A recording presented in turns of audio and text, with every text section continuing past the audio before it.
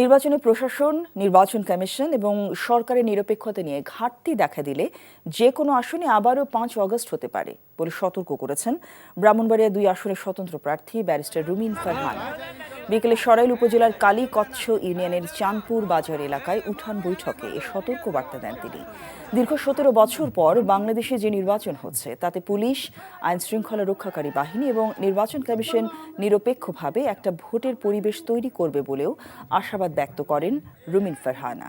এদিকে ব্যারিস্টার রুমিন ফারহানার বিরুদ্ধে নির্বাচনী আচরণবিধি লঙ্ঘন এবং বিচারিক কাজে বাধা প্রদানের পাশাপাশি মব সৃষ্টির অভিযোগ করা হয়েছে। সহকারী রিটার্নিং অফিসার আবু বকর সরকার স্বাক্ষরিত এক চিঠিতে এই অভিযোগ আনা হয়। যদি নিরপেক্ষতার কোনো ঘাটতি আমরা দেখি, ৫ই আগস্টের কথা সবাই স্মরণে রাখবেন। সারা বাংলাদেশে যে ৫ই আগস্ট হয়েছিল সেটা যে কোনো আসনেই কিন্তু হইতে পারে। প্রশাসনকে অনুরোধ করব,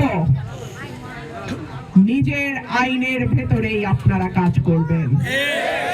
প্রশাসনকে অনুরোধ করব, কোন প্রার্থীকে ডান চোখে আর কোন প্রার্থীকে বাম চোখে দেখবেন না।